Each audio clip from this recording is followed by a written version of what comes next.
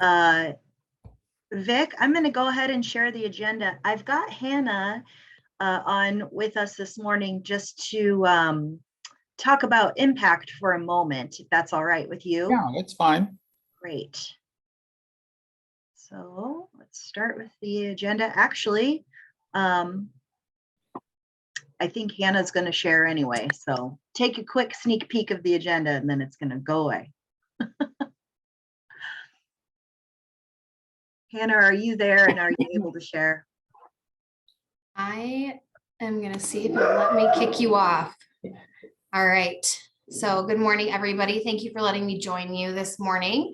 I just wanted to give everybody a little update. I got this schedule for the conference onto the website yesterday. So everything is on here for you guys. We're really excited this year. We've got a bunch of new folks coming to present. We've got some people coming from STEM Next to talk about how to get more girls and girls of color engaged in STEM and some of those kind of non-traditional career pathways that people don't really associate with STEM, but are STEM careers. So this is all up here for you guys to look at. If there's questions, let me know. We also have Crystal presenting, which you guys are familiar with. You for Youth will be coming. They're going to do a trauma-informed care session, which we're really excited about. There was some interest in kind of thinking about how after-school programs can play a role in students' lives with all of the school shootings that have been happening and helping kids kind of process what that means to them and how they feel about that stuff. So we thought maybe this trauma-informed care would be good. Nicole Hansen from ISU Extension and Outreach is going to come and talk about all the different resources that are available through 4-H for you guys to tap into. The zoo will do a couple things since we will be there. Our own Caitlin Schmidt will be doing a session about kind of different ways to work with your coworkers and be more effective in your communication. Dave Welter will be presenting about sustainability and programming. So that's really exciting. And so much more here. So if you guys have any questions about how things will work that day, or if you need anything that has to do with the conference or IA in general, please don't hesitate to reach out. Heidi can always connect you with me. Otherwise, we look forward to seeing everybody in September. It's been a while. And let me know if you guys have any questions. I have a quick question, if that's okay. Yeah. With the hotel listing that was on there, so I called the Hampton Inn Des Moines Airport, and it was a bit confusing, but she gave me the government rate of $111 a night, and I have to show orders. Is that correct? So Vic, that might be, do you know, did they? Sounds like federal. Right, and I said the state rate, but that's what the person offered me. Yeah, you may need to call another hotel because for whatever reason, a lot of them get it confused. They lump the state and federal rates together. But the nice thing is there's a bunch of hotels by the airport, and unless they're canceling flights, most of them have a lot of room available. Okay. So Vic, I just want to make sure that I clarify and I have the correct understanding, because there was they have to have that human trafficking training, correct? That is correct. Okay. So And, there's only 5 in the Des Moines area then that have both of those, that meet both of those requirements. Did you get the list that's on the DAS website? Yes. Okay. Well, sometimes now they have updated their training and they may not be on the list because they only do that list in July. Okay. Okay. And Cassie, I will tell you that this has been a learning experience for us. Since we weren't at a hotel, we didn't think that we would need to do a block of rooms, and it would give you guys a little bit more freedom if you wanted to stay in the West Des Moines area. But we've learned very quickly that hotels operate in a very specific way. And if you don't have that block of rooms, they don't understand. So I apologize for making that more difficult this year. We will be better about that moving forward, even if we don't have the event at a hotel. So thank you for asking. Well, and here's another option for you. You can outside of Des Moines, because over by the Jordan Creek Mall, there are a lot of hotels. And I don't know if they've got the training in place, but I'm sure there might be some that are available over there. Although it's going to be like a 30-minute ride in and every day, but then when you're done at the end of the day, you're close to shopping. Well, and I can pull up the list here, Vic, for you. I'm curious too, sorry, this is Dawn at St. Mark, but I'm just thinking, like, I remember when I was a new grantee and you jump on calls like this and it's like, why are they talking about hotels? Why does it matter? And so I think just a brief, and maybe it was sent out somewhere and I just haven't read it, but I think just a brief, like, hey, here's why it matters, what hotel you stay at and what it cost. And that human trafficking component, I think, would be helpful for all of us. Okay, so the state has a new rule that in order to get reimbursed, the hotel has to have participated in human trafficking training, and they've got a list of that. But the hotel may have completed a training that they did in the summer, and they're still not on the list, and they won't get on the list till next year. So also, the hotel is a legitimate expense when you're attending this conference, and that comes out of your PD line item in your budget. So yeah, we thought we would be expanding the number of hotels available to you, but unfortunately there's only a few close to the zoo. Does that answer any other questions? Yeah, it's Lynn in Storm Lake. So if they're not on the list because it only comes out in July, does the state have the updated list, or are they still working on that older list? I mean, I'd hate to find out after the fact that it's not going to be paid for. Well, the state should have it. It's just that they don't post it but once a year.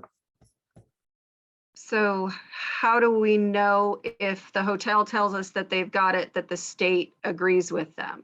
Ask the manager Okay. about the whole, and then that you could ask them to see a copy of it and then say, make me a copy. I need it just in case for reimbursement that I stayed at a hotel where you completed the training. Just like they have on display licenses for various things in the hotel. This is another legal requirement for them, and they should be happy to make you a copy of that. Okay. Just be prepared when you call for your reservation, because so many of the hotels don't talk. You don't get to talk to the people there. You have to talk to their reservation number. So that's the problem I'm facing, is that I keep getting transferred to like the national numbers, and then they don't understand. And so just kind of FYI, make sure you have a period of free time. Yeah, here's a tip. Google the hotel and get the local number, and then try to get a hold of what the front desk. Yeah, instead of reservations. They try to have you on their national reservation hotline as much as possible, but that's okay when you're just going on vacation. But if you need to talk to somebody local, always go for the front desk. And thank you to Joe. He just dropped into the chat, the website, to see who's approved for the human trafficking certification. So thank you very much for that, Joe. And I'll make sure I include that in the email after this meeting as well. So the one thing I'll say is that list has hotels on it. So you have to have the two lists overlap. So there's the approved state reimbursement, and then there's the approved human trafficking, and they have to have both of those things. So make sure that's what this list that I've provided, that's where those came from, is we went through and pulled out the ones that have both of those requirements in the Des Moines metro area. So just to, keep that in mind, I wouldn't want you guys to go to the approved human trafficking list and still have it be one that's not state rate approved. So. Anna, when you say the approved list, is that the lodging information that's on the impact conference schedule that you're referencing? Correct. Thank you.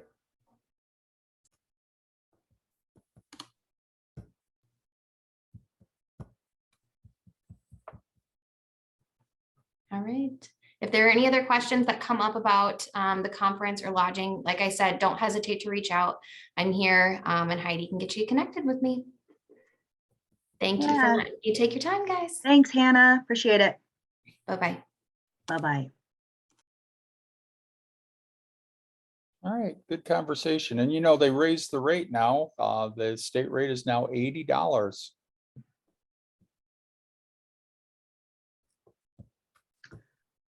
Great. So any other questions about the Impact After School Conference that I can help field? Please don't hesitate. Registration is in your agenda and on the Iowa After School Alliance website to get your team registered for Impact. How many people is considered a team?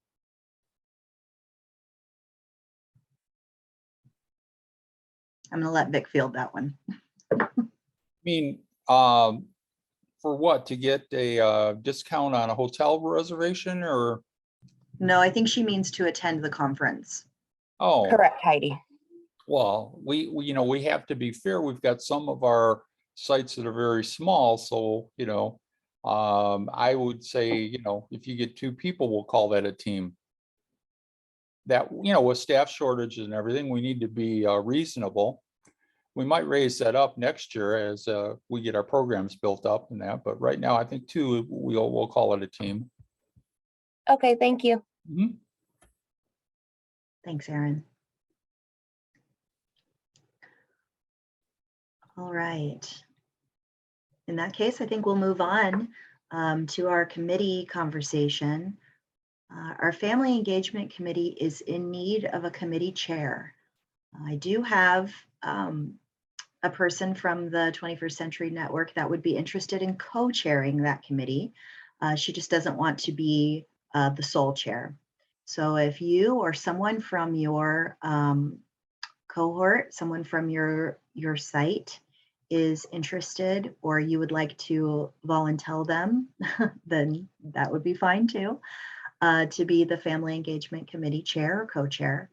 The requirements for a chair are listed on the website. I'll make sure that that little blurb of what the expectations are is included in the email after this as well, so that you can share that with anyone that you think might be interested or might be really good at that and maybe looking for some additional leadership experience. Any questions or thoughts on that? Heidi, in a nutshell, the committee chair guides the agenda. And so if you're having difficulty with family engagement, this might be a good way for you to improve as a program, becoming a co-chair on this committee and saying, you know, these are the problems we're having. Let's talk about it and let's see what we can do, you know, to get some resources to support some of the things that we're having difficulty with. So can be very beneficial. Yeah, great. If you have any changes to your committee lineup, please make sure you email those to me and I will get them updated for you so that the right people are getting the right emails and the right meeting requests.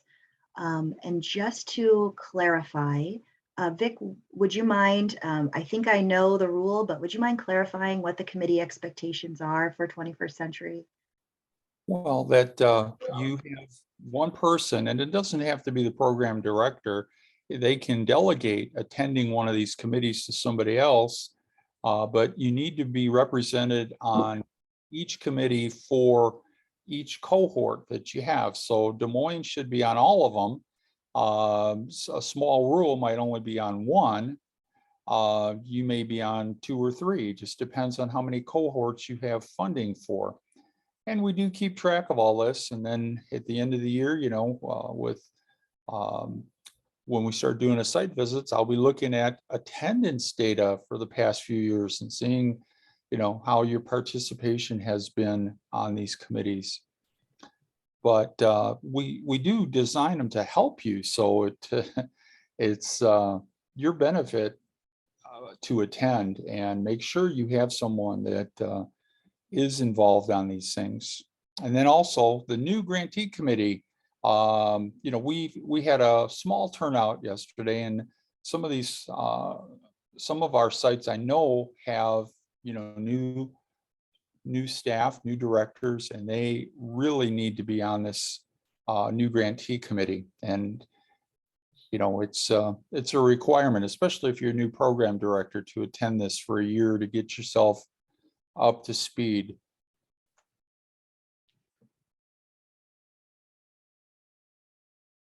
Wonderful. Any questions or comments regarding the 21st Century Committees?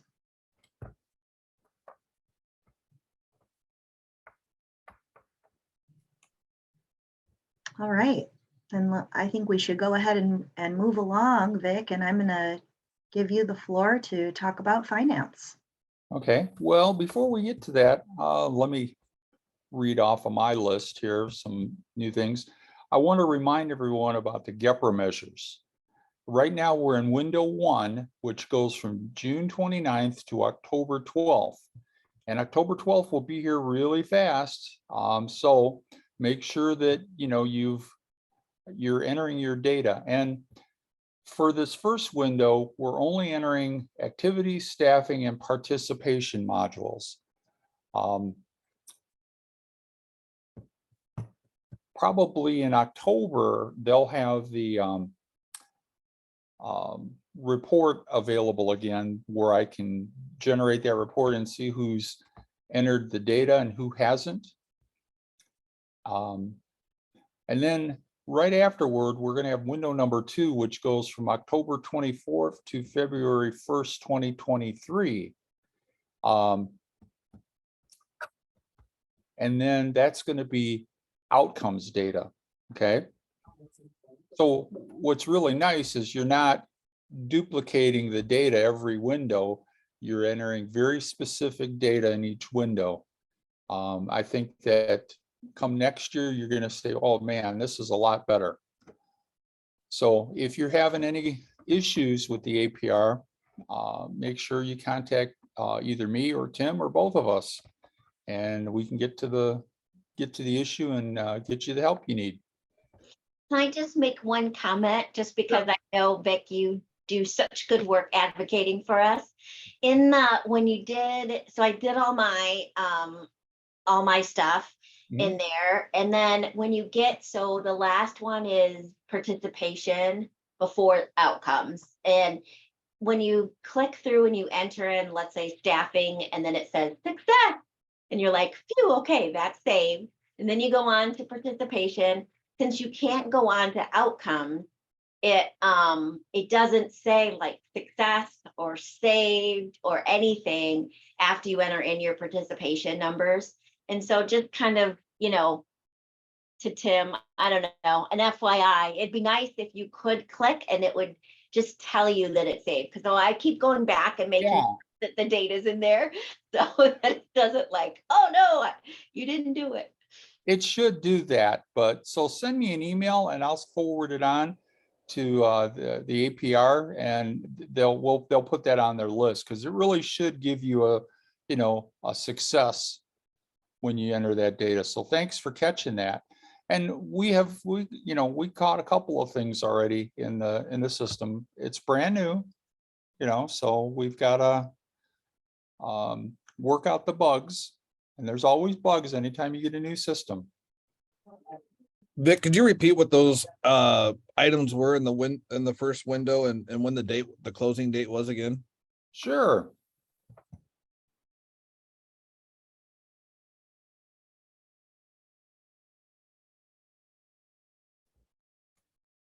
Okay, the first window it already started June 29th, and it ends on October 12th.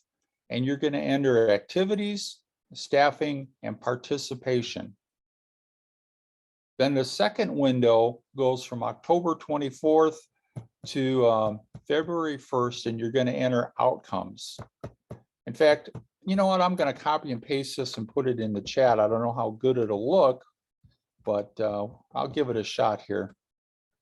Thank you for doing that. I have to coordinate between a couple different people in different buildings. And Hey, it so didn't turn out too bad. that way I can help get that to other people. So Wonderful. So yeah, I just put it in the chat. It looks okay. And like I said, if you have any questions on APR, contact either myself or Tim. One thing I would like if somebody could, send me one of those reports, for the GEPRA measures, because I'd like to see how they look on your end. I'm not able to actually go into your student information systems. So it would be very helpful for me to kind of see what those reports look like on your end. What part, when we do the outcomes, you mean, and what that looks like? Well, did you do any GEPRA measures yet?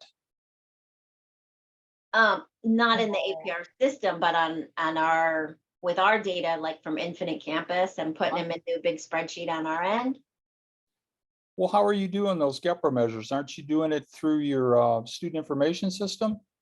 Right, Infinite Campus. Mhm. Yeah, so we take all the kids' information from Infinite Campus and have it in the Excel spreadsheet and then figure out all the different data points. Yeah. Okay. Well, if you could send me one of those reports, that would be very helpful for me to just kind of see how the data looks at different levels. Because it's one thing to see how the feds have framed it up. It's another to see how it is on your end, and just to double check, because what if the way that the feds have asked us to provide that data, what if it's a horrendous task for you on your end? I mean, I want to be able to advocate, but I need a knowledge base. So I will be, looking at it and saying, oh, well, this makes sense, or maybe this doesn't make sense. And, I'll be saying, hey, why are we doing this? Can we change it? So that's why it's very valuable, just so that I can see how that information goes back and forth. Yeah, and I will say I seem to be the talker. It's a problem my whole life, so don't worry, everybody.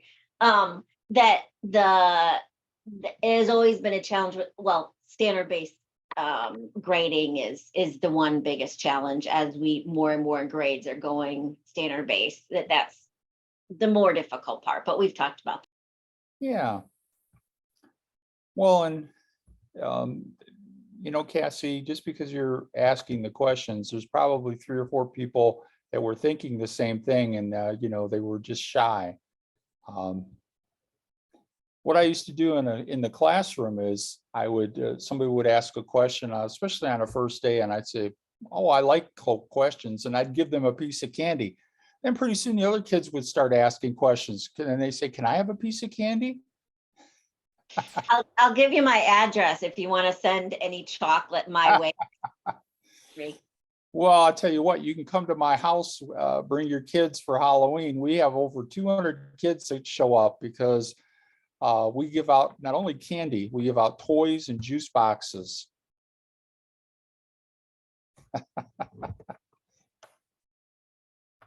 So, okay. The next thing I want to talk to you about that's not on the agenda is site visits.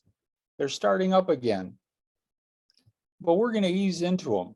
Okay. I'm going to send everybody a list of what cohorts I need to look at. And for this year, we're only going to do the regular site visit, and they're almost all going to be virtual. Okay.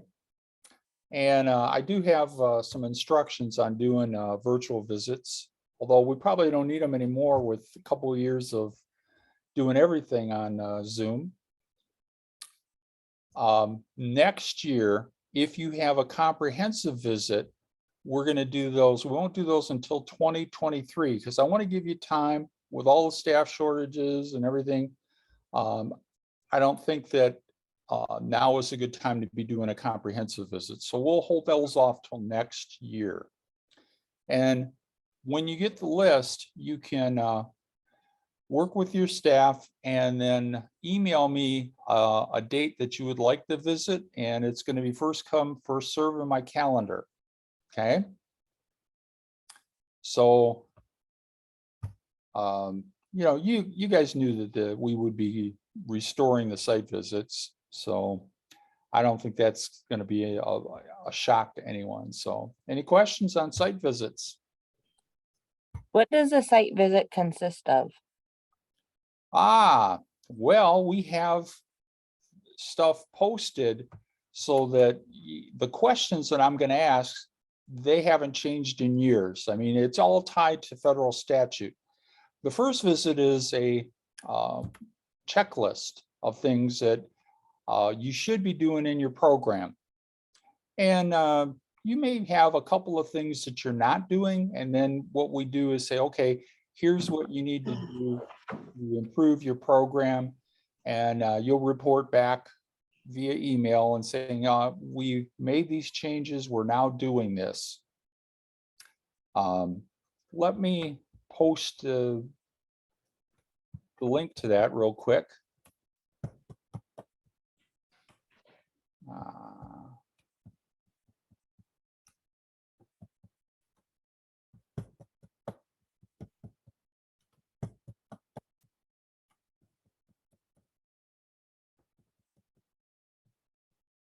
Thank you, Cassie.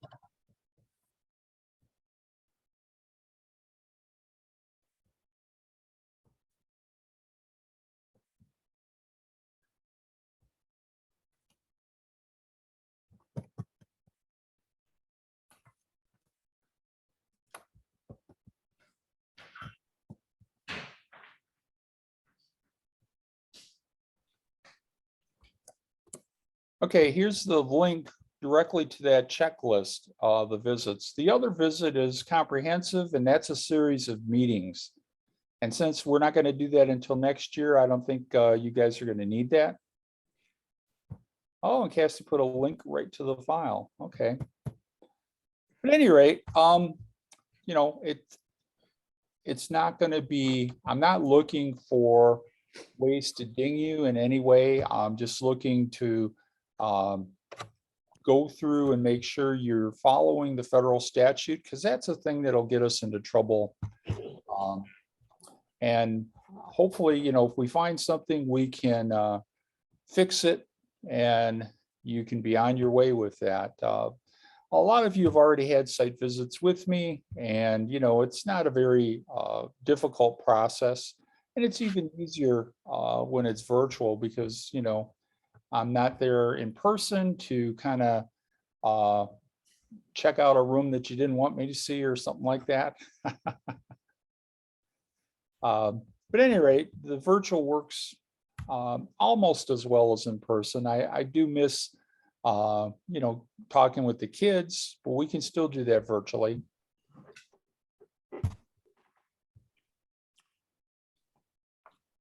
Any other questions on site visits?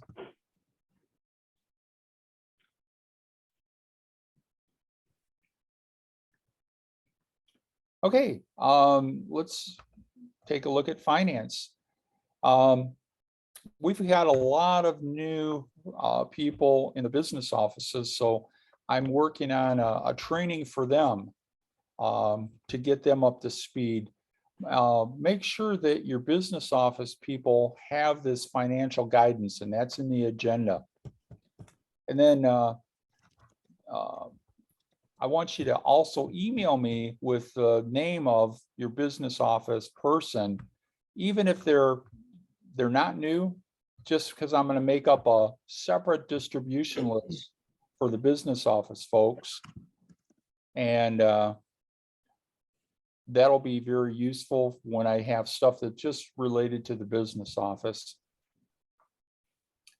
And in case of a payment issue, you know, I can give them a quick call and say, yeah, you need to make this adjustment. Now, we've got a few folks that were participating in the OSTCP, and that's only if you have a high school program. But I'll need the annual report by Monday of next week, because I have to do the annual report in September for the state of Iowa. So hopefully you guys have all that information at your fingertips. Now, any questions on that? Okay. You may not have gotten your payment from the fourth quarter yet, but let me explain that. Number one, we're short of staff, and what they do now is batch process. So they do Title I, which is the biggest pot of money, and they're sending those payments out. And I believe they went out this week. And after Title I, then they're going to go down the list of the other title programs. So you should be getting your payments for 21st Century soon. And keep in mind that we've got all new people working on CASA, and there's been, a few learning curve things we've had to deal with. Now, new federal requirement. I sent out an email, I don't know, last year, maybe February or March or something. But in April of this year, the DUNS number expired. The feds are replacing it by an entity identifier. And the agenda doesn't have a link on there. I think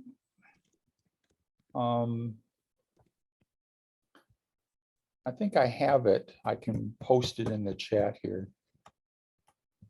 I think the link's on the next page of the agenda. Ah, perfect. I'm going to put it in the chat anyway, so you can click on it. There we go. But anyway, check with your business office, because they may have already done this, because with the feds, they send out a lot of different notifications, and they probably had sent this out maybe with Title I, or, just send it out to all the districts. So I don't want you to get all upset and say, oh my God, I need this new number. The business office may already have it. But we just want to make sure that we've got all of our bases covered.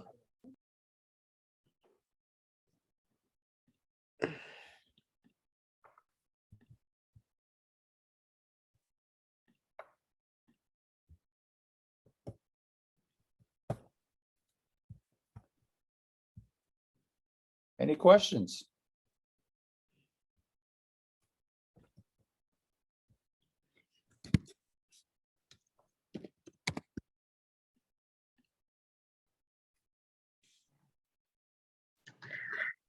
All right, thanks. Well, let's move on to the next agenda item, which is conversation about our next best practice webinar coming up after the Impact Conference on October 19th. We'll be offering this webinar from 10 to 11 a.m. It's on Zoom. We did reach out during our last PD committee to talk about suggestions for what people would be interested in for this best practice webinar. Billy, I see that you joined the call, and she had some wonderful ideas. I don't know if you'd be willing to share. And I also just wanted to hear from the rest of you. If you have any ideas for things that you would like to see at either this or moving forward for more best practice webinars to come.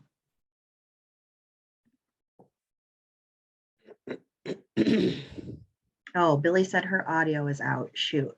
Well, she did talk about the possibility of some math enrichment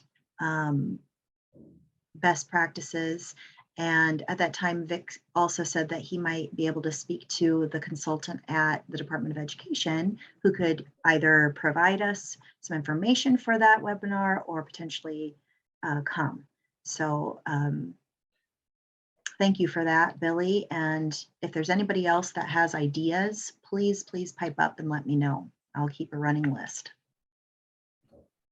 Yeah, I talked to April yesterday and she would be happy to, she's going to get us some information, but she'd also be willing to do a webinar for us.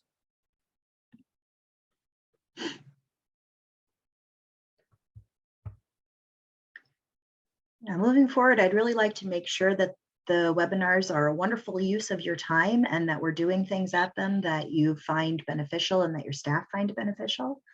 So please think about topics or even people that you would like to come and learn from, and I will make sure that that happens. And all of our committees can suggest things that, you know, they would like to have a webinar to go a little bit further with some of their training needs and things.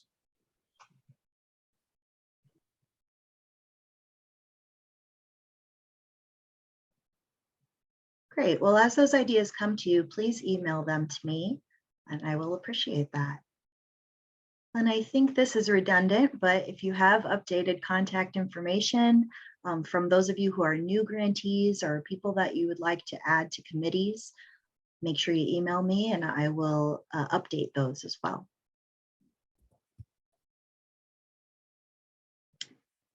And yeah, we're down to sharing and questions. Yeah, I have some more stuff to share. Just I want to tell you guys that it has been a complete turnaround from, you know, the previous people that were at the department. They really didn't understand after school and they were trying to reduce some of the things that we did. Now we've got a new person from Sioux City, Dr. Kim Bernanke, and it's wonderful to have that level of support. She even invited me to a series of meetings, first time that ever happened. So I think that, you know, we're going to be really doing some amazing things with after school that we never would have been able to do in the past because, you know, some of the administrators really just didn't understand the importance of after school. So I'm really happy to share that. We finally are, you know, moving out of the out of the shadows.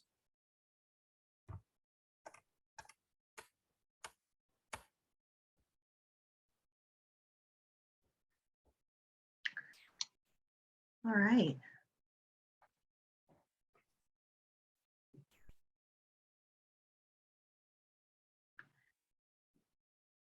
Okay, so just opening up the floor then for any additional sharing or questions that you might have for Vic. Or for each other, of course. Cassie has something in the chat that, you know, the Hilton, the Hampton Inn will not honor the $80 state rate. We cannot force them to honor the state rate, unfortunately. Most of them do because it's good business. You know, if you can fill up your rooms with a state rate rather than having them empty, you're making money. But the Hampton and the Hilton are some of the most expensive hotels. But maybe somebody from the Alliance can contact those hotels that are by the airport and find out which ones will accept the state rate and then share that information with all the grantees. That would be very helpful for the folks attending. Yes, we can do that. Wonderful. Thank you. Okay, any other questions or comments?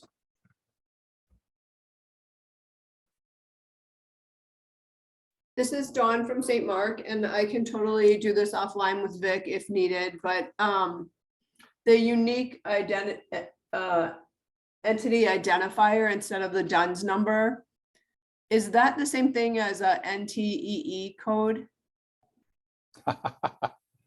I'm not sure about that. Okay. I had asked, For that, hang on, I'll find it. I have reached out to the government quite a while ago trying to get an NTEE code because in order to be on the sam.gov mhm, site, you need that code. yeah, I'm I'm just sure. wondering if they're the same thing or different. Yeah, I don't from- know if they're the same, but you know, it's not unusual for them to have, you know, several required code numbers. Okay. But Yeah. Cassie might have some.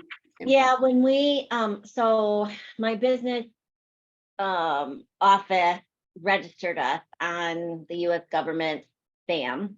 And then there's a cage number and there's a UEI number. And so, yeah, so there's like a few things that you have to have, because all my contracts kind of switched over, so I needed them to do that. And then I went on to find out, okay, well, which is the right number? And our SAM is, hold on, let me find this other contract. Because even when I asked questions, then it was,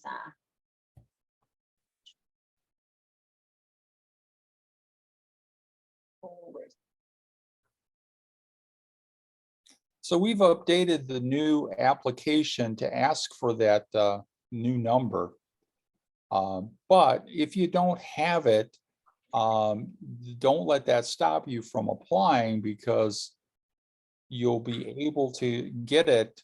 It just might interfere. You know, you'll have months to get it because we don't start the contract until July of next year. So if you don't have one and you see that, just put something in there and say, you know, just put in there applying for. And it does take a while to get yeah, all of it to go through. government's not fast.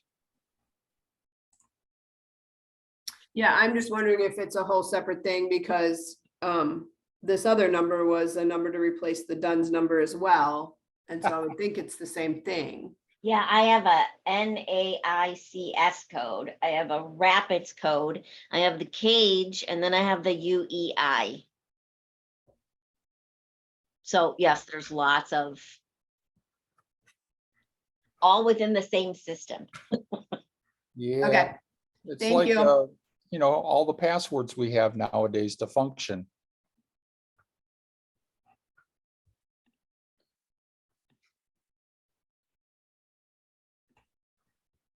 Thank you.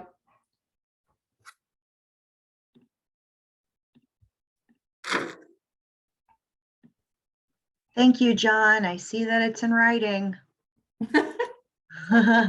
So, you know, dealing with the government, there's a lot of bureaucracy. In fact, I've got a visit coming up with the feds this fall. So they sent me a template, you know, they wanted me to fill out this agenda. I filled it out, sent it back to them. They responded to me, oh, you put it on the wrong TPS form. And they sent it to me. So luckily, the only thing that was changed was at the very end. And I says, listen, let's just take it out instead of me filling it out on yet another form. So we were able to cut through a layer of bureaucracy there. But at any rate, I think you know, there's a lot of exciting things going on, and I'm excited that this is going to be the best school year in a long time for Iowa. So look forward to seeing you all at Impact and seeing you on site visits. And it's going to be good. Oh, and if any of you have aspirations of coming to the big house, the Iowa Department of Ed, we do have job openings. We're, you know, we've been, it's been kind of a unique situation with people leaving, new people coming in, more people leaving and more new people coming in. So if you ever thought about it, just go visit the website and you can see what jobs are available. There's a lot of, consultant jobs that if you like that, but keep in mind, it's a lot of detail work, a lot of meetings, and not so much contact with kids. But I thought I'd throw that out there for you because we can always use some good people. And I'll just put a plug in that after Caitlin and Danielle do their training on Working Genius, you'll know what kind of work brings you joy. So. That's very true, Dawn. Thank you. I have a quick question about the committees. With when you're a part of a committee, do you get like the agenda email the day before like we did for the directors meeting? Yeah, Erin, thank you. That's a great question. Yes. Because I was supposed to be on the new grantees yesterday and I didn't have a link for it, and I realized it probably at about 10:50 that crap, it was a new grantees meeting. And I was like, okay, I'll watch the recording today, but I just want to make sure that my information's on there. That way I can start attending the necessary meetings. Yeah, thanks, I Erin. do like all the information that comes this way. It's really helpful being, this is my 4th year as director, but 1st year as a 21st century recipient. So I want to make sure that we're doing everything that we're supposed to as best as possible. That's great. Thank you for saying that, Erin. And yes, generally you would get an email with an agenda beforehand and also an Outlook reminder as well. But I would suggest for people like you that might be feeling that they would like some refresher or something like that, U for Youth is going to be doing an intro to 21st century session at Impact, and it's not just for brand new folks. So I would suggest maybe joining that. And of course the new grantee committee meetings as well. And also you can call me anytime. I was a 21st century director for about 15 years, so I'm happy to answer any questions you might have too. Thank you. I appreciate it. Yeah, and Erin, don't worry about missing that meeting. It's not gonna, we're not gonna say, you're not gonna get a letter that's saying you have a demerit for not attending the meeting. We don't work it like that. We do take attendance and, everybody gets sick once in a while. Your primary goal is to work with kids. So maybe you miss a meeting because there's an incident priority that the kids always come first. And, so I understand that. And what we're looking for is patterns of people that, they're not attending a lot of meetings. And, then when it comes to the comprehensive site visit, I'll have that list and I'll say, that won't be the only thing, because what happens is if somebody is gonna engage in shenanigans, well, they're usually not just doing one thing. There's several things that we need to talk about. So I wouldn't worry about missing one meeting. It's not gonna hurt you in any way, but thanks for bringing that up. I appreciate that. All right, team. Thank you so much for joining us this morning. Appreciate it. I'll follow up with an email with all of these important notes from today. So don't feel like you have to remember every single thing that we talked about. It'll be in there. And have a great weekend. Yep. See you at Impact, everyone. Thank you. Bye. Thank you.